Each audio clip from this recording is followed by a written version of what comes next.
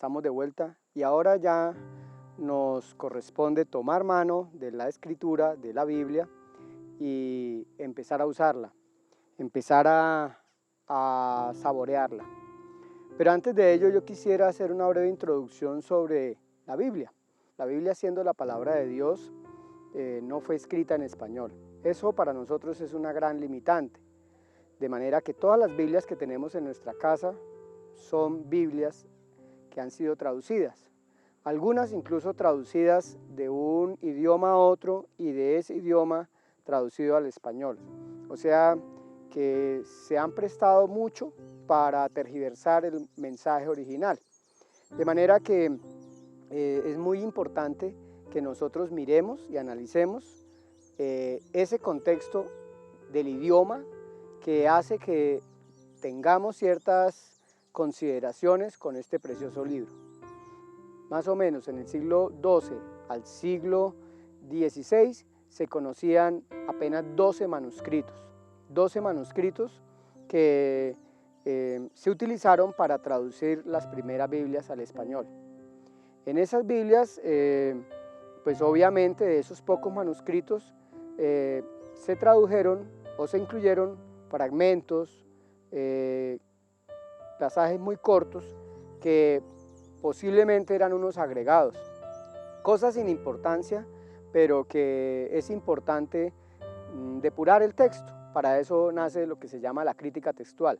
La crítica textual es aquellos que se dedican a depurar el texto, qué sí estaba y qué no estaba. Así nos llegan varias Biblias en esa época, siglo XII, o sea, piense usted en 12 siglos después, 1200 años después, tenemos la primera Biblia traducida al español.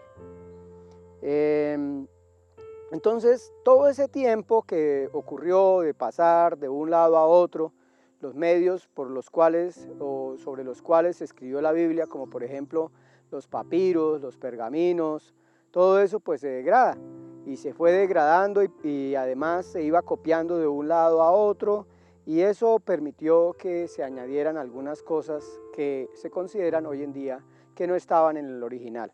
Es importante recalcar que nosotros en el mundo no tenemos copias de los originales, pero sí hay ahora muchas copias de las cartas que se escribieron porque se replicaron en muchas partes de la geografía y se tienen ahora fragmentos que unidos los unos con los otros han armado el texto tanto del Antiguo Testamento como del Nuevo Testamento. Entonces, constituye un verdadero reto para el ser humano tomar la Biblia y traducirla al español. ¿Cómo traducirla? Pues es una tarea muy compleja que requiere mucho estudio y que requiere mucha preparación.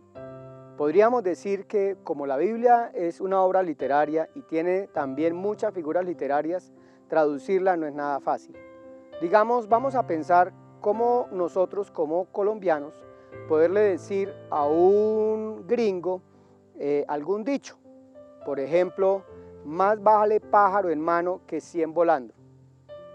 Si nosotros lo traducimos palabra por palabra, pájaro en mano que 100 volando, seguramente él va a entender muy poco lo que nosotros queremos decirle. Hay palabras también que, como por ejemplo miércoles o decir caracoles, que representan otras cosas, significan otras cosas, de manera que la traducción requiere todo un estudio muy específico. Por eso podemos decir que en términos generales podemos clasificar las Biblias en 3 tipos de Biblias. Entonces podemos clasificar, como dice el gráfico ahí, de equivalencia formal. Las Biblias de equivalencia formal son las traducidas o aquellas que se traducen palabra por palabra. Muchas veces pierden el sentido, pero nos sirven para encontrar cuál fue la palabra original del texto. Nos podemos ir al otro extremo y en el otro extremo están la de equivalencia dinámica. Son las Biblias parafraseadas, es decir, son las Biblias que reflejan de otra manera, escrito de otra forma, lo que quiso decir el texto.